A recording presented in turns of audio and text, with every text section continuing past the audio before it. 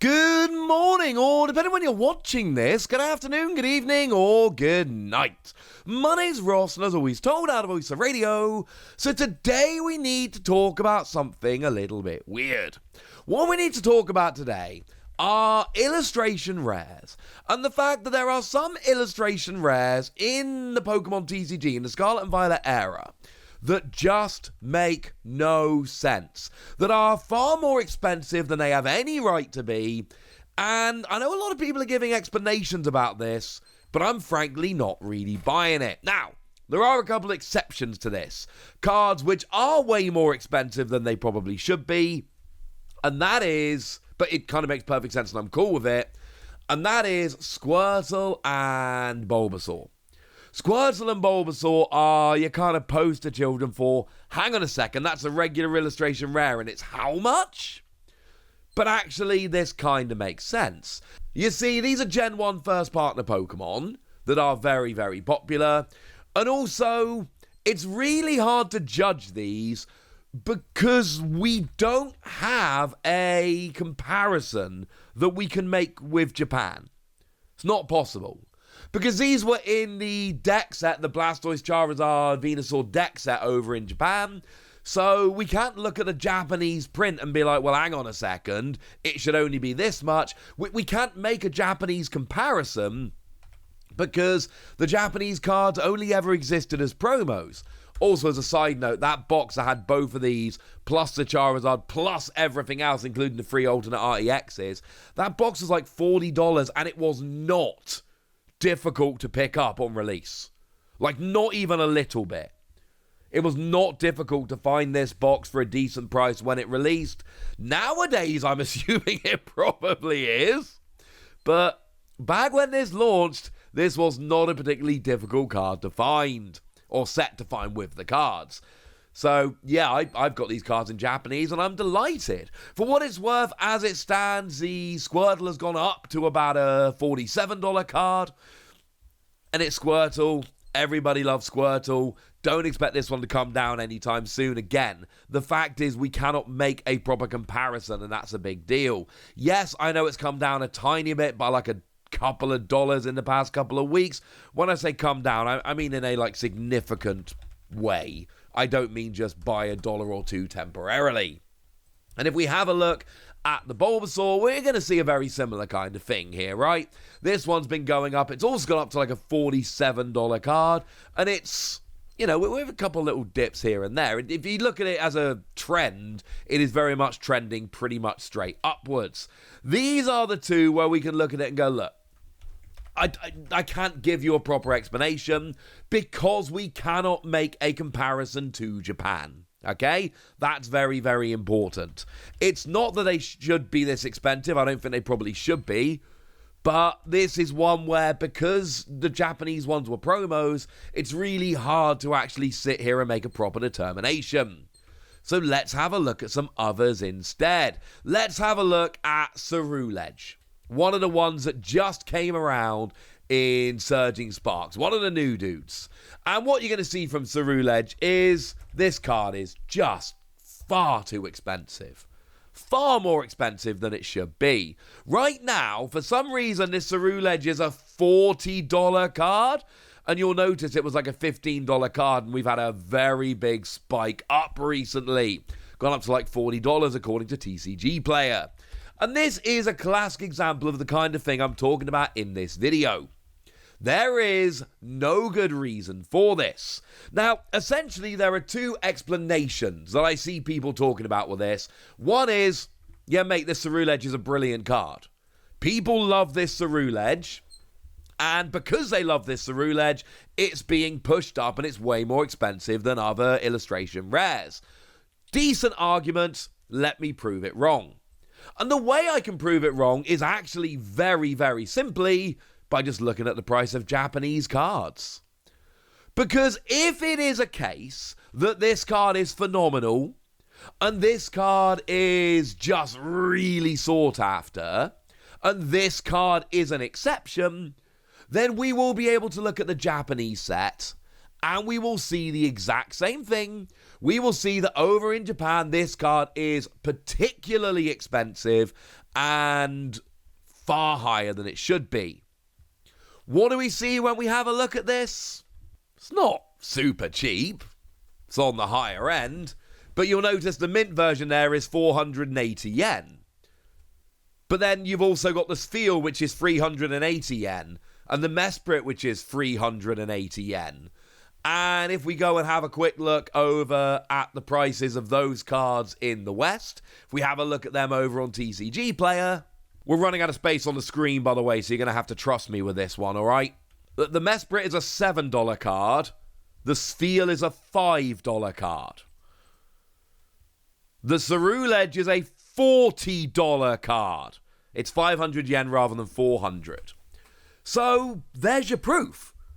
Ceruledge is not some kind of massive, amazing super card that everybody's hyping, because if Ceruledge was that good, and the explanation was Ceruledge is that good, well then Ceruledge would be that good in the West and in Japan. But over in Japan, it's on the higher end.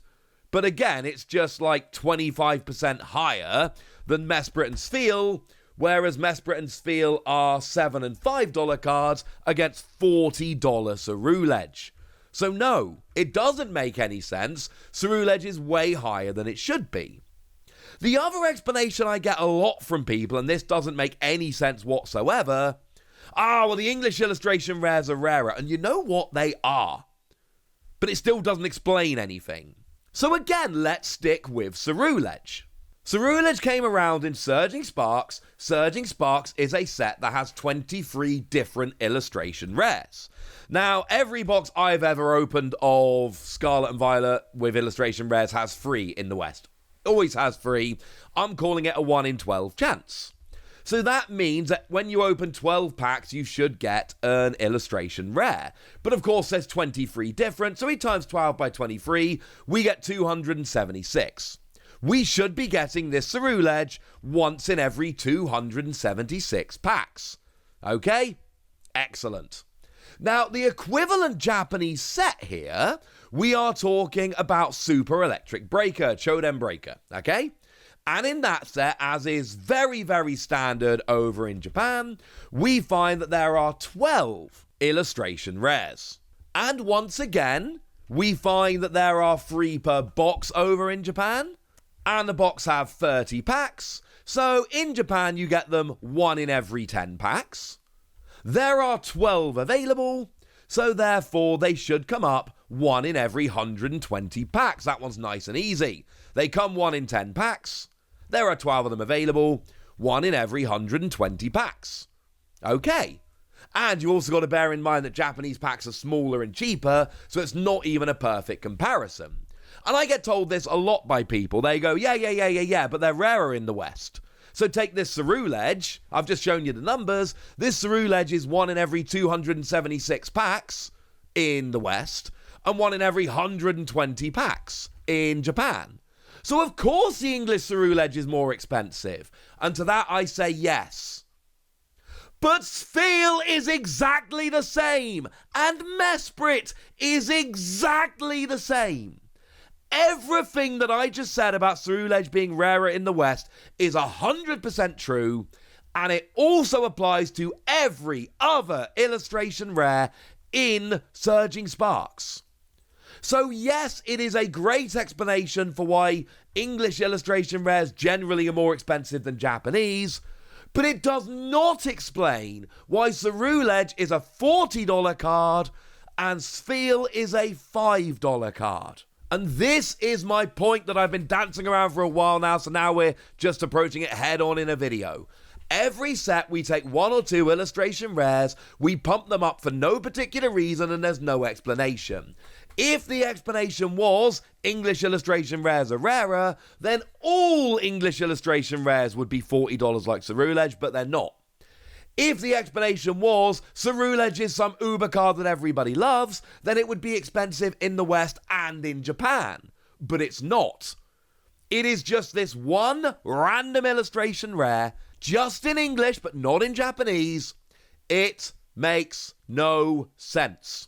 Now, there is an explanation, And the explanation essentially is people started pumping it up. And then people kept pumping it up. It shouldn't be this expensive. But as soon as it starts, people jump on and keep it there. And all the people telling me, no, you don't understand, it's because English illustration rares are rarer, ignoring the fact that it happened to 1 out of 24, and that is not an explanation.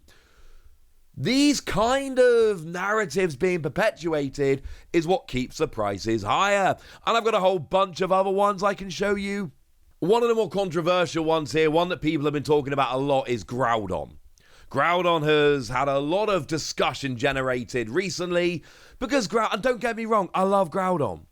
And I think this artwork of Groudon from Paradox Rift is beautiful, but right now it's apparently a $65 card. And it's been going up for the past 3 months. In fact, heck, let's look at the 6-month graph. This is what's happened on the 6-month graph. Groudon has been going up just massively. And again, I'm not saying that Groudon isn't cool. I'm saying that Groudon as a $65 card is absolutely bizarre to me, because it doesn't really make any sense. This came around in Paradox Rift, and, you know, it's the single most expensive card in the set right now. Like, it's literally $10 more than Roaring Moon, the special illustration rare with the lowest pull rate. And because Paradox Rift is an amalgamation of 3 Japanese sets, there's actually 34 illustration rares in the set. The second highest illustration rare is Steelix, which is about a third of Groudon. And then after that, it's Plusle, which is about a quarter, less than a quarter. So it isn't something that's happening across all of the cards in the set. Groudon is just randomly higher. Again, yes, we've acknowledged the fact that illustration rares are rarer in the West than they are in Japan. It is harder to pull the specific one that you want, but that explains why all of them are a bit more expensive. It doesn't explain why Groudon is the only one out of 34 which is above a $25 card, and why it's up at $65 as the most expensive one in the set. And this is a point where you go, wassy. Come on, mate, it's Groudon. That's your explanation. But, like I told you earlier, if the explanation really is, come on, wassy, it's Groudon, then we should be able to look at the Japanese print of the card, which is the same as the English print, and it should, like over here, be ridiculously expensive. You already know where I'm going with this. It's a 1,000 yen card right now. And don't get me wrong, that's double your average good illustration rare. But, I mean, does anyone want to compare this to Roaring Moon in Japan? Who thinks they know what's going to happen when I put this next to the price of the special illustration rare Roaring Moon in Japan? Who thinks the Roaring Moon might end up being a little bit higher? Well, yeah, obviously, it's 6,000 yen. Annoyingly, it's actually sold out now. So, sorry about that. The site I'm using, Card Rush, it's unfortunately sold out on Card Rush. But before it sold out, it was a 6,000 yen card. Obviously, it was a more expensive card. Obviously, it was never going to be. Come on. Ridiculous to suggest it would ever be cheaper.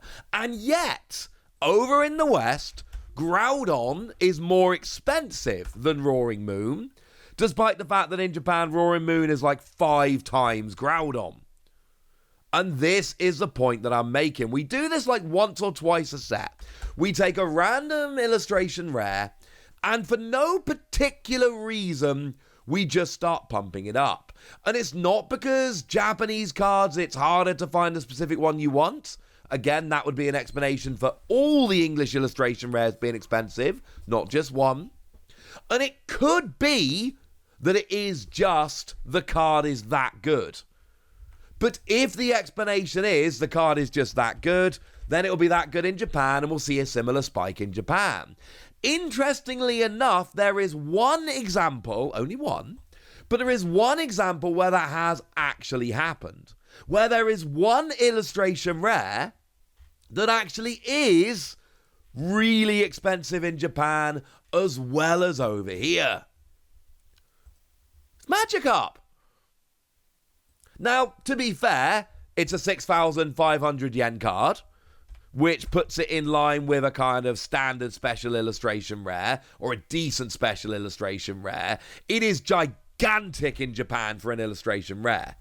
And proportionately, this is still off, just to be clear. This is still proportionately far more expensive in the West than it should be if we have a little bit of a look. This Magikarp, it should be, if we're going by proportion, this should be somewhere in the region of like a $50, $60 card. That would be about a fair price if we were roughly proportionately following the price in Japan. I'm not saying follow the raw price in Japan, which equates to about $40. I'm saying proportionately compared to other cards, if Magikarp held the same proportionate value over here as it did in Japan compared to similar cards, it should be $60-ish, maybe $70 or $80 if we really pushed it. It's a $210 card. So even Magikarp, which should be much higher than the rest, again, we can have a look at the price in Japan and go, yeah, this should be the number one illustration rare by a bit of a margin. $100 would be pushing it, looking at the price in Japan compared to other cards. $210 is weird. And you know what? This is going to keep happening. Every set, we're going to keep getting one or two random illustration rares pumped up far beyond where they should be. People are looking for a hit, and frankly, all it takes is a few people to buy the card for more than it should, bit of hype to build, and it just keeps rolling. It's not a great explanation, and I'm sorry for that, but this is the explanation. If the cards were that good, they would be expensive everywhere.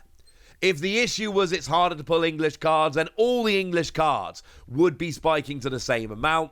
The fact that it's just one or two random English cards per set, the explanation genuinely is we are jumping on one or two random cards and pumping them up looking for a hit. So there we go. It's weird, but it's happening, and now it's over to you guys. Tell me what you think about all of this in the comment section. Go nuts! Be nice! And then make sure you like this video, subscribe to this channel, follow me on Twitter at TheWasi. That's where we talk about Pokemon and a whole bunch of other card games. And please do consider checking out patreon.com/PTCG Radio, where you can support the channel, get some bonus podcasts and all kinds of fun things. And get shout-outs on the channel like the lovely Smash Cafe, who are lovely and been supporting us for a while and just generally awesome people. So shout out to them for the support and the loveliness. But by far the most important thing as always, look after yourselves till next time, would ya? Thank you very much for watching. My name's Ross, and you've been watching PTCG Radio.